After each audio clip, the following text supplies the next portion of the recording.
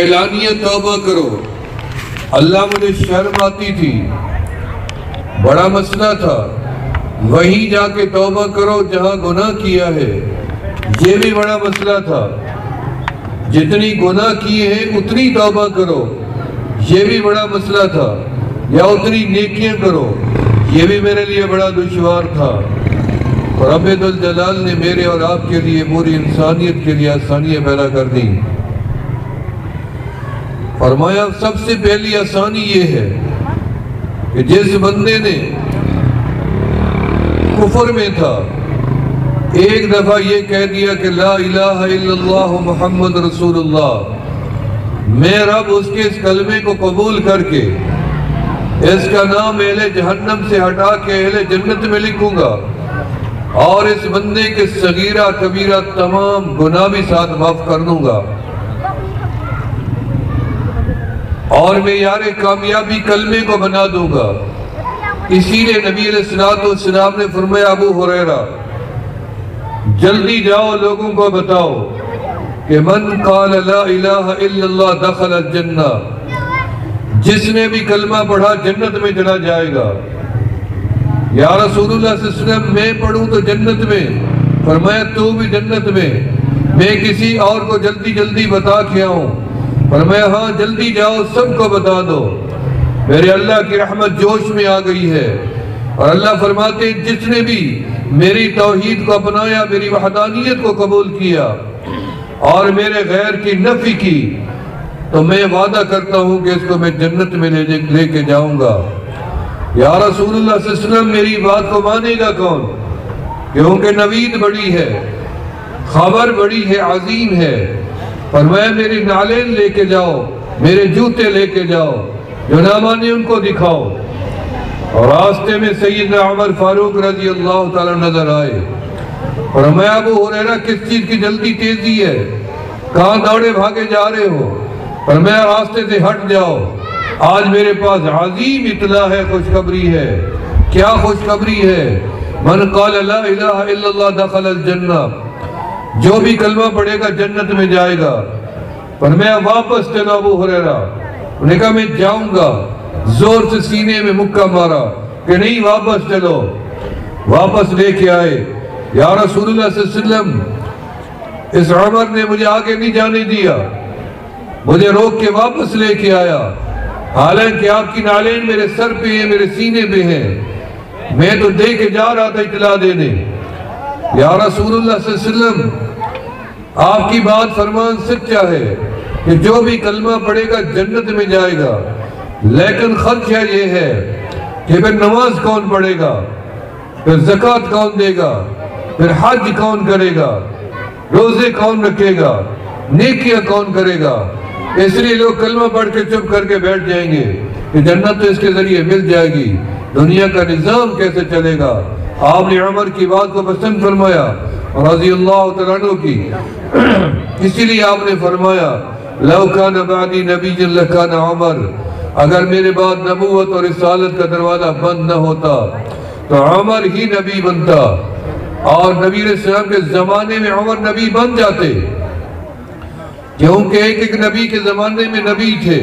جب نبی علیہ السلام کے زمانے میں نبی نہیں بن سکے تو آپ کے بعد میں کوئی نبی نہیں ہو سکتا.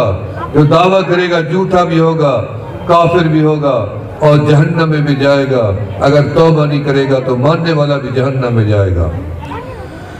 تو فرمایا کہ کلمہ پڑھے گا تو جنت میں جائے گا. ہم نے ایک کلمہ گو کو دیکھا جنت میں جاتے ہوئے کہ بدر کے میدان میں ایک بندہ کفار کے ساتھ، مشرکین مکہ کے ساتھ لڑنے کے لیے آیا. کرائے کا قاتل تھا، کرائے کا فوجی تھا، اور کچھ انعام کی لالچ میں آیا تھا، لیکن اچھا جنگجو تھا، خوب دو پیچ جنگ کے جانتا تھا. اس نے میدان میں اتر کے جائزہ لگایا کہ سامنے جن سے مقابلہ ہے ان کے پاس کتنی طاقت ہے. تو دیکھا طاقت تو نہیں تھی، کچھ بوڑھے، کچھ جوان، کچھ بچے تھے. 313 معمولی تعداد. اور پھر ان کے ہتھیار دیکھے تو کسی کی ٹوٹی تلوار، کسی کا ناقص خنجر، کسی کے بعد تھوڑی سی تیر کمان، کسی کے بعد ڈھال. تو کمزور جماعت. تھوڑی جماعت تھی، تو اس کے دل میں خیال آیا کہ کیوں نہ بہتر ہو کہ میں ان کے ساتھ مل جاؤں، اور ہو سکتا ہے کمزور ہیں اور مجھے زیادہ انعام دے دیں اور ان سے مجھے زیادہ پیسے مل جائیں، تو بہتر ہے میں ان کے ساتھ جا کے شامل ہو جاتا ہوں۔ تو اس نے گھوڑے کو دوڑایا، حقیقتاً تو رب نے اس کی تقدیر کو تبدیل کر دیا، آیا تو ان کے ساتھ لڑنے تھا لیکن رب نے اس کی تقدیر کو بدل دیا۔ تو جب وہ آگے پہنچا اس نے صحابہ سے ملاقات کی، کہنے لگا میں ایک کرائے کا فوجی ہوں، کرائے کا قاتل ہوں، جنگجو ہوں، ادھر سے بھی مجھے پیسے ملنے تھے، اگر آپ لوگ مجھے انعام بڑھا دیں تو میں نے بڑا غور کیا کہ تمہاری طاقت کم ہے اور میں اچھا جنگجو ہوں، میں تمہارے ساتھ مل کے لڑنا چاہتا ہوں، مجھے بتاؤ آپ کتنی انعام دو گے؟ وہ ہنسنے لگے صحابہ اور اس کو پکڑ کے رسول اللہ صلی اللہ علیہ وسلم کی خدمت میں لے آئے، جہاں آپ خیمے میں آرام فرما تھے۔ آپ صلی اللہ علیہ وسلم کو بتایا گیا کہ مکہ سے جوان آیا ہے، لڑنے تو ان کے ساتھ آیا لیکن اس کے دل میں آیا کہ ہم کمزور ہیں، یہ ہمارے ساتھ لڑنے شامل ہوا، لیکن یہ چاہتا ہے کہ مجھے بتایا جائے کہ آپ مجھے اجرت کتنی دیں گے اور اس کا معاوضہ کتنی دیں گے۔ نبی علیہ السلام نے فرمایا کہ ہم اجرت نہیں دیتے، جو ہمارے ساتھ لڑے گا اس کو اجرت وہ نیلی چھت والا ہمارا رب دے گا۔ اس نے کہا یہ جو جماعت آپ کے ساتھ آئی ہے ان کو کون دے گا؟